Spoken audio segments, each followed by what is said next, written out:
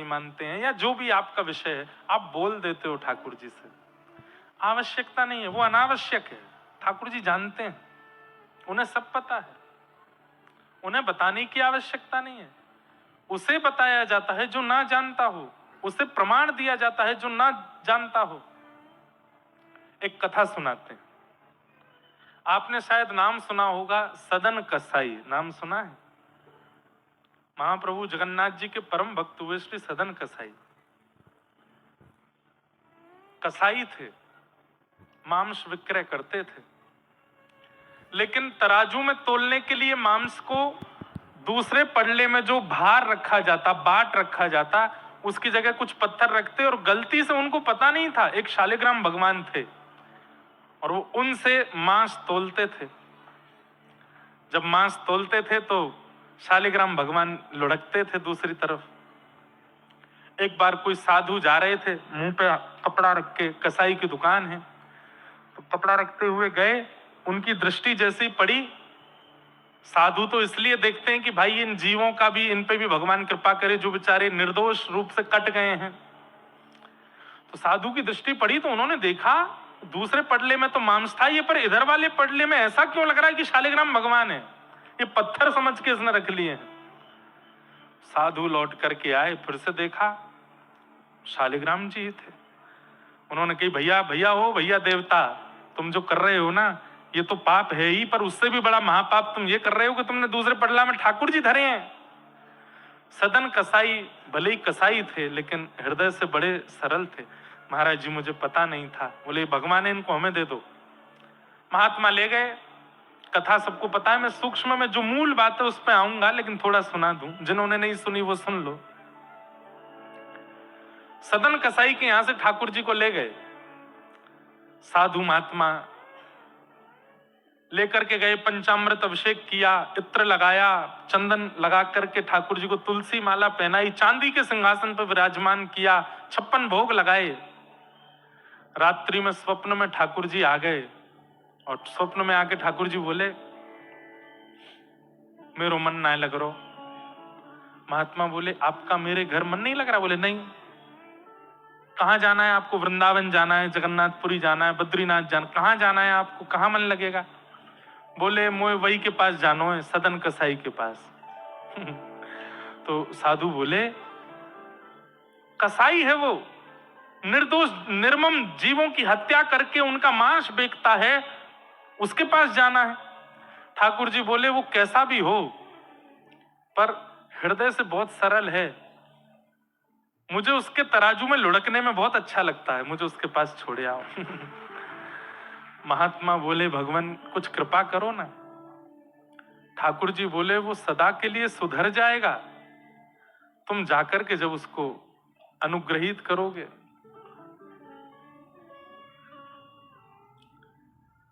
महात्मा गए, शालिग्राम जी लेकर के आए तो सदन कसाई उठ गए। बोले, भगवान और कुछ लेने आए हैं क्या?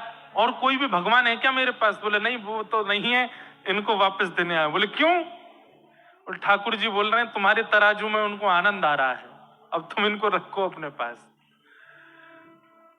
सदन कसाई के नेत्र सजल हो गए कि ठाकुर जी 56 भोग, चांदी का सिंहासन, नियमित सेवा, इत्र की सेवा, चंदन की सेवा छोड़ करके यहां बदबूदार कसाई खाने में मेरे लिए आ गए।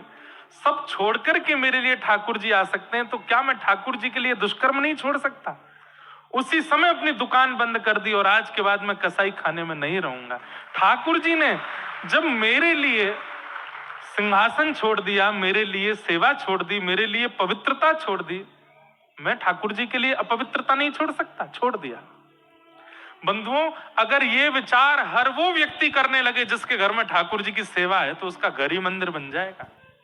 सोचिए, आप सबके घर में जो ठाकुर जी विराजमान हैं, या तो वो अयोध्या से आए हैं, या तो वो वृंदावन से आए हैं, या तो वो जगन्नाथपुरी से आए हैं, या वो द्वारिका से आए हैं। एक बार विचार करो, ठाकुर जी मेरे लिए धाम छोड़ करके आ गए, मैं ठाकुर जी के लिए दूषित काम नहीं छोड़ सकता? मैं क्या ठाकुर जी के लिए अपने घर को पवित्र नहीं रख सकता? यशोदा मैया की गोद में पलने वाले ठाकुर जी मेरी गोद में बैठ के श्रृंगार करा रहे हैं, मैं इनके लिए शुद्ध नहीं हो सकता? इतना विचार करने मात्र से ठाकुर जी की सेवा आपको प्राप्त हो जाएगी। तो सदन कसाई ने नियम ले लिया कि अब मैं जगन्नाथ जी का दर्शन करने जाऊंगा। तो अब मूल कथा जो हमको सुनानी थी कि ठाकुर जी सब जानते हैं, उनसे कुछ छुपा नहीं है। तो सदन कसाई जगन्नाथपुरी के लिए निकले। सुंदर रूप था उनका, सुंदर थे। एक नगर में पहुंचे तो वहां एक नगर पर एक मनचली एक रहती थी। विवाह उनका हो चुका था, लेकिन उनके मन किसी पे भी आ जाते थे। सदन कसाई को जब उन्होंने देखा तो इनके ऊपर उस स्त्री का मन आ गया। रात्रि का समय, सदन कसाई तो अपने मार्ग पे ही चद्दर सी लगा के सो गए। सुबह उठ के निकलना है, पुरी के मार्ग पे थे, पुरी जा रहे थे। बहुत ध्यान से सुनिएगा। उस स्त्री का इन पर मन आ गया, तो इनकी दृष्टि भी उस स्त्री पर पड़ी। तो इन्होंने तो दूर से उसको प्रणाम किया, सबको प्रणाम करते थे। तो उस स्त्री ने इनको कोई इशारा किया जिसको ये समझ नहीं पाए, और इशारे में उस स्त्री ने ऐसा कहा कि अगर तुम मुझे स्वीकार करो तो मैं अपने पति का वध करके तुम्हारे साथ आ जाऊंगी। ऐसा कुछ इशारा किया। लेकिन सदन कसाई तो बड़े भोले भाले, इन्होंने तो हाथ ही जोड़ के हाँ हाँ कर दी होगी कुछ, और उस स्त्री ने अपने पति का वध कर दिया। और वध करके आ गई इनके पास, बोले अब मुझे स्वीकार करो। सदन कसाई बोले, मैया, माता, देवी, मैं तो ठाकुर जी से मिलने के लिए निकला हूं, संसार में फंसने के लिए नहीं आया हूं। यदि संसार मेरी इच्छा होती तो मैं तुम्हें स्वीकार कर लेता, लेकिन ठाकुर जी मेरी इच्छा है, ठाकुर जी मेरी गति है, उनको छोड़ मैं ये संसार में नहीं पड़ना चाहता। आप मैया मुझे पुत्र मान लो, मुझे भैया मान लो, लेकिन मैं आपका पति नहीं बन सकता। वो स्त्री तो बोली, अरे तेरी वजह से मैंने अपने पति का वध कर दिया। बोले सदन कसाई, तुमने मार दिया उनको? बोले हाँ। बोले मैंने इशारा तो किया था। बोले मुझे क्या पता कि तुम क्या इशारा कर रही हो। अब उस स्त्री ने पूरे नगर में हल्ला कर दिया कि इनके कहने पर और इसी ने ही मेरे पति को मरवाया है, ऐसा करके पूरा दुष्प्रचार कर दिया।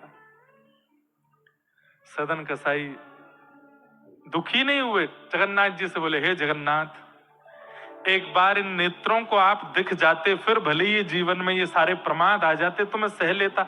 आपका दर्शन हुआ नहीं, आपके धाम आ नहीं पाया, आपका महाप्रसाद मिला नहीं, उससे पहले ये सारे षड्यंत्रकारी मुझको रोक रहे हैं। हे नाथ, एक बार दिख जाओ, फिर भले ही मेरे साथ कुछ हो जाए, मुझे चिंता नहीं, पर अभी मुझे दर्शन तो दे दो एक बार। राजा, जो उस नगर का राजा था, उसने सदन कसाई को बुलाया और कहा, देखो इस स्त्री ने जो आरोप लगाए हैं उससे तुम दोषी साबित होते हो। बताओ तुम्हें क्या दंड दिया जाए। जो तुमने किया है उससे मृत्यु दंड ही तुमको मिलना चाहिए। सदन कसाई बोले, देखिए मुझे मृत्यु दंड स्वीकार है, पर मैं एक कार्य के लिए निकला हूं, वो करके आ जाऊं, फिर मुझे मार दीजिएगा। तो जनता चिल्लाने लगी। जनता सबसे पहले समर्थन में आती है, नहीं नहीं नहीं नहीं, इसको मारना है, और हमने तो देखा था, इसने ही इशारे किए थे। सदन कसाई बोले, तीसरा आदमी नहीं था वहां पे, फिर भी देखो सब राग में आलाप ले रहे हैं, हमने देखा था, हम इसके सबूत हैं, हम गवाह हैं, इसको मृत्यु दंड दो। राजा बोले, भैया देखो, जिसको मृत्यु दंड देते हैं उसकी अंतिम इच्छा भी माननी पड़ती है। उसकी अंतिम इच्छा ये है कि मैं दर्शन कराऊं फिर मार देना। तो नहीं नहीं, आप ऐसे कैसे छोड़ तक, आप राजा हैं, हमको न्याय दिलाइए, हम इस अबला नारी के साथ में हैं, इसको न्याय मिलना चाहिए। राजा ने सदन कसाई को देखा, बोले, भैया तेरी तरफ एक भी वोट नहीं है, अब क्या करूं मैं। सदन कसाई बोले, एक काम कर दीजिए। बोले क्या? मुझे मृत्यु दंड लौटने पर दे दीजिएगा, पर अभी इन सबको संतोष हो जाए, मेरे दोनों हाथ काट दीजिए, आप मेरी दोनों भुजाएं काट दीजिए। राजा ने सब लोगों से कहा, बोले भैया ये भी छोटी बात नहीं है, कोई व्यक्ति अपनी भुजा आगे कर रहा है कि काट दीजिए, वो किसी काम का नहीं रह पाएगा जीवन भर, मृत्यु दंड भी इसको दे देंगे, लेकिन इसकी भुजा काट देते हैं। तो सब बोले, हाँ भुजा काटो, कुछ तो करो, लेकिन दोनों भुजाएं काट दी सदन कसाई के। कोई दोष नहीं था उनका, निर्दोष। और बंधुओं, जब निर्दोषों को दंड दिया जाता है ना, तो फिर केस ठाकुर जी की अदालत में पहुंच जाता है।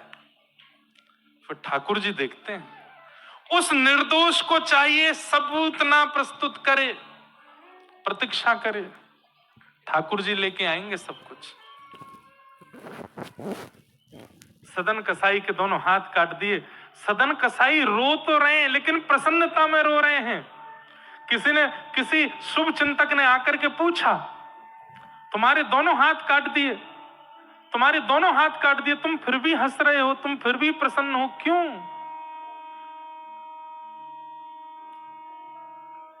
सदन कसाई बोले, मैंने आज तक दर्शन तो नहीं किया, पर मैंने सुना है कि जिनके दर्शन मैं करने जा रहा हूं, भुजाएं उनकी भी नहीं है, तो अब भुजाएं मेरी भी नहीं है, मैं ऐसे ही जाऊंगा। महाप्रभु जगन्नाथ की भी भुजा नहीं है। तो मुझे मन में आया कि मैं भुजा लेकर के कैसे अपने नाथ को देखने जाऊं, मैं भी बिना भुजा के हो गया। अब अच्छा है, नाथ और दास दोनों एक समान हो गए हैं, अब दर्शन में सुख मिलेगा। और सदन कसाई निकल पड़े। महाप्रभु जगन्नाथ जी छटपटा रहे हैं और प्रतीक्षा कर रहे हैं, कब आ जाए, कब मैं देखूं इस अपने प्रेमी भक्त को। जैसे ही जगन्नाथपुरी आने का समय, बिल्कुल नील चक्र दिखने लग जाए, समझ जाओ ये नीलाचल धाम आ गया। बंधुओं, मेरा इतना मन कर रहा है कि मैं अभी जगन्नाथपुरी चला जाऊं, महाराज जी को देखता हूं, और जब जगन्नाथ जी की चर्चा करता हूं, इतना हिलोर उठती हैं कि बस मैं अभी पहुंच जाऊं, देख आऊं एक बार महाप्रभु जी को। इतना अच्छा लगता है जगन्नाथपुरी में। जैसे ही नील चक्र दिखाई दिया, मंदिर का नील चक्र किलोमीटरों दूर से दिखाई दे जाता है जगन्नाथपुरी में। आहा, नृत्य करने लगे सदन कसाई, लेकिन इतना रक्त निकल चुका है कि शरीर में अब ताकत नहीं चलने की, तो कभी कभी बेहोश होकर गिर जाते हैं। 4-4 घंटे बाद होश आता है, फिर उठ के चलते हैं, फिर गिर जाते हैं। महाप्रभु जी से वहां सहन नहीं हो रहा। पुजारियों को अनुभव हुआ कि जगन्नाथ महाप्रभु अपनी वेदी पर हिल रहे हैं। एक पुजारी ने जाकर के प्रार्थना की, महाप्रभु जी आप उत्सुक लग रहे हैं, आप बड़े प्रसन्न लग रहे हैं, कोई आज्ञा हो तो हम सेवकों को आज्ञा कीजिए। तो महाप्रभु जी ने आज्ञा की, मेरा एक भक्त आया है और वो यहां तक पहुंचने में बड़ा दुर्बल हो रहा है, पालकी लेकर के जाओ, उसको लेकर के आओ, उसको